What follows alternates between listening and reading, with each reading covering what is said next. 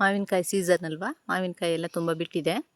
ಕಾಯಿಯಿಂದ ಮೆಣಸ್ಕಾಯಿ ಅಂತ ಒಂದು ಪದಾರ್ಥವನ್ನು ನಾವು ಮಾಡ್ತೀವಿ. ಹೇಗೆ ಮಾಡೋದು ಅಂತ ಮಾಡಿ ತೋರಿಸ್ತೀನಿ ನಾನು. ಒಂದು ಮಾವಿನಕಾಯಿ ಇದ್ದರೆ ಸಾಕಾಗುತ್ತೆ.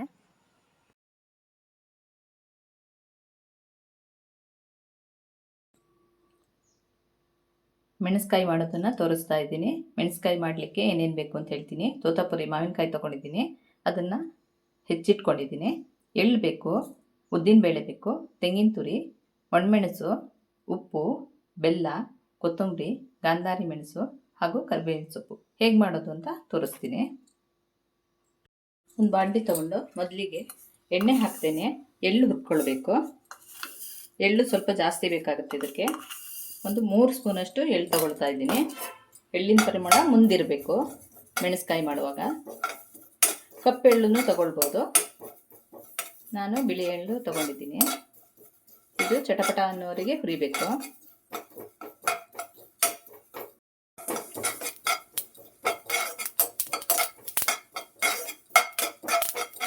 ಹೊಟ್ಲಿಕ್ಕೆ ಸ್ಟಾರ್ಟ್ ಆಯಿತು, ಸಾಕು. ಸ್ಟವ್ ಆಫ್ ಮಾಡ್ಕೊಳ್ತೀನಿ. ಇದನ್ನು ತೆಕ್ಕೊಳ್ತೀನಿ.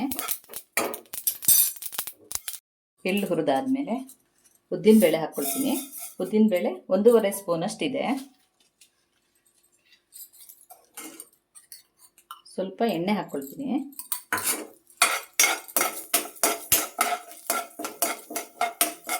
ಮೆಣಸು ಹಾಕ್ಕೊಳ್ತೀನಿ. ಒಂದು 8-10 ಒಣಮೆಣಸು ತೊಗೊಂಡಿದ್ದೀನಿ. ಮೀಡಿಯಮ್ ಫ್ಲೇಮಲ್ಲಿ ಹುರ್ಕೊಳ್ಬೇಕು. ಕರಿಬೇವಿನ ಸೊಪ್ಪು ಹಾಕ್ಕೊಳ್ತೀನಿ.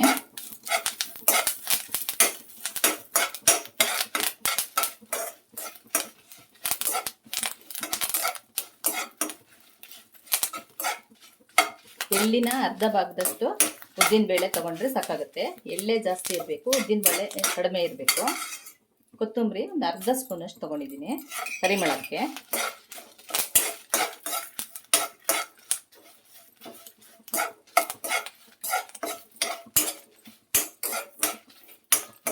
ಸಣ್ಣ ಉರಿಯಲ್ಲಿ ಹುರ್ಕೊಳ್ತಾ ಇದ್ದೀನಿ.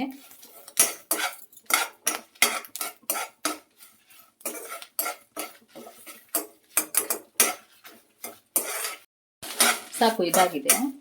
ಇದಕ್ಕೀಗ ತೆಂಗಿನ ತುರಿ ಹಾಕ್ಕೊಳ್ತೀನಿ. 1 ಬಟ್ಲು ತೆಂಗಿನ ತುರಿ ತಗೊಂಡಿದ್ದೀನಿ ನಾನು. ಇದನ್ನ ಒಂಚೂರು ಹುರ್ಕೊಳ್ತೀನಿ.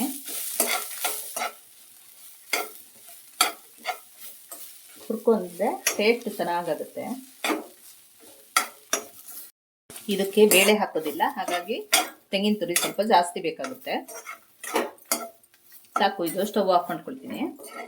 ಹೀಗೆ ಉದುರಾದ್ರೆ ಆಯಿತು ತೆಂಗಿನ ತುರಿ. ಪರಿಮಳ ಚೆಂದ ಆಗುತ್ತೆ ಅಂಥೇಳಿ ಹುರ್ಕೊಳ್ಳೋದು.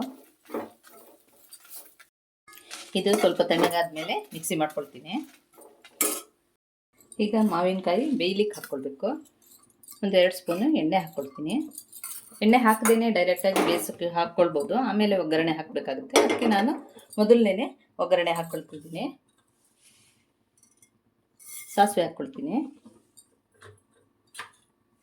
ಚೂರು ಜೀರಿಗೆ ಹಾಕ್ಕೊಳ್ತೀನಿ.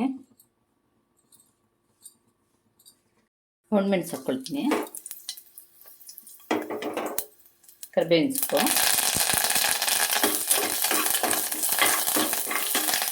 ಮಾವಿನಕಾಯಿ ಹೋಳುಗಳನ್ನು ಹಾಕ್ಕೊಳ್ತೀನಿ.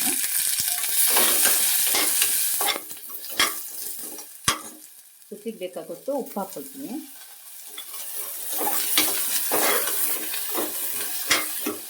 ನಾನೊಂದು ಇಬ್ಬರಿಗೆ ಮಾಡ್ತಾ ಇರೋದು, ಹಾಗಾಗಿ ಒಂದು ಅರ್ಧ ಭಾಗದಷ್ಟು ಮಾವಿನಕಾಯಿ ತೊಗೊಂಡಿದ್ದೀನಿ ಅಷ್ಟೇ.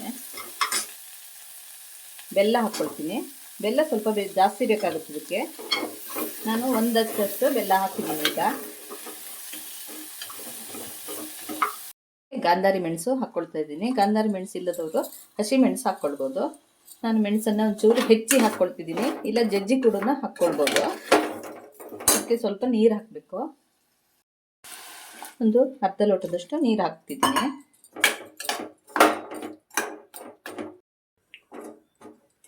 ಉಪ್ಪು ಬೆಲ್ಲ ಎಲ್ಲ ಚೆನ್ನಾಗಿ ಹೋಳಿಗೆ ಹಿಡ್ಕೊಳ್ಬೇಕು.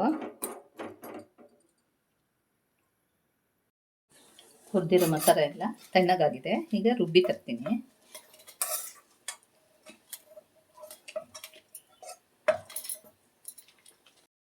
ಎಳ್ಳು ಹುರಿದಿಟ್ಟಿದ್ನಲ್ಲ ಅದನ್ನು ಹಾಕ್ಕೊಳ್ತೀನಿ. ರುಬ್ಬಿದ್ದಾಗಿದೆ. ಮಾವಿನಕಾಯಿ ಹೋಳೆಲ್ಲ ಚೆನ್ನಾಗಿ ಬೆಂದಿದೆ. ಇನ್ನು ಬೇಯಿಸಿದರೆ ಕರಗಿ ಹೋಗುತ್ತೆ. ಸಾಕು, ಉಪ್ಪು ಬೆಲ್ಲ ಎಲ್ಲ ಕರಗಿದೆ. ಈಗ ರುಬ್ಬಿರೋ ಮಸಾಲೆನ ಹಾಕ್ಕೊಳ್ತೀನಿ. ಅದಕ್ಕೆ ಸ್ವಲ್ಪ ಜಾರ್ ತೊಳೆದು ನೀರು ಹಾಕ್ತೀನಿ. ತುಂಬ ನೀರು ಮಾಡೋದು ಬೇಡ, ಇದು ಸ್ವಲ್ಪ ಗಟ್ಟಿ ಗಟ್ಟಿಯಾಗಿರಬೇಕು.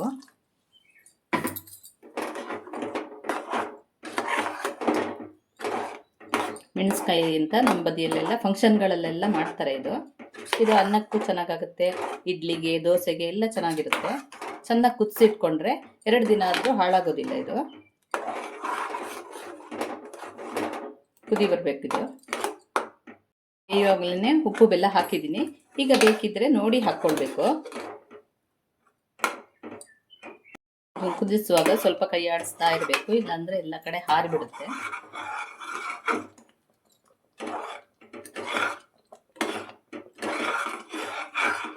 ಚೆನ್ನಾಗಿ ಕುದಿಸ್ಬೇಕು.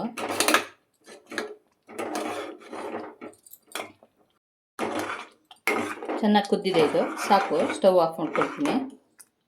ಮಾವಿನಕಾಯಿ ಸೀಸನಲ್ಲಿ ಈ ಅಡುಗೆನ ಒಂದು ಸತಿ ಟ್ರೈ ಮಾಡ್ಬೋದು. ತುಂಬ ಚೆನ್ನಾಗಿರುತ್ತೆ. ದೋಸೆಗೆ, ರೊಟ್ಟಿಗೆ ಅಥವಾ ಇಡ್ಲಿಗೆ, ಅನ್ನಕ್ಕೂ ಎಲ್ಲದಕ್ಕೂ ಚೆನ್ನಾಗಾಗುತ್ತೆ. ಸಾಕು, ಸ್ಟವ್ ಆಫ್ ಮಾಡ್ಕೊಳ್ತೀನಿ. ಮೆಣಸ್ಕಾಯಿ ರೆಡಿಯಾಗಿದೆ. ವಿಡಿಯೋ ನೋಡ್ತಿರೋರು ಒಮ್ಮೆ ಟ್ರೈ ಮಾಡಿ ನೋಡಿ, ಹೇಗಾಯ್ತು ಅಂತ ನನಗೂ ಹೇಳಿ. ಇವತ್ತು ನಾನು ತೋತಾಪುರಿ ಮಾವಿನಕಾಯಿಯಿಂದ ಮೆಣಸ್ಕಾಯಿ ಮಾಡೋದು ಹೇಗೆ ಅಂತ ತೋರಿಸಿದ್ದೀನಿ.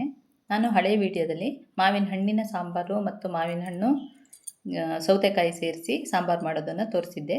ಇವತ್ತು ತೋತಾಪುರಿ ಮಾವಿನಕಾಯಿಯಿಂದ ಸಾಂಬಾರು ಮಾಡಿ ತೋರಿಸಿದ್ದೀನಿ. ಈ ವಿಡಿಯೋ ನಿಮಗೆ ಇಷ್ಟ ಆದಲ್ಲಿ ಲೈಕು, ಶೇರು, ಕಮೆಂಟ್ ಮಾಡಿ. ಸಬ್ಸ್ಕ್ರೈಬ್ ಮಾಡದೇ ಇರೋರು ಸಬ್ಸ್ಕ್ರೈಬ್ ಮಾಡಿ. Thank you.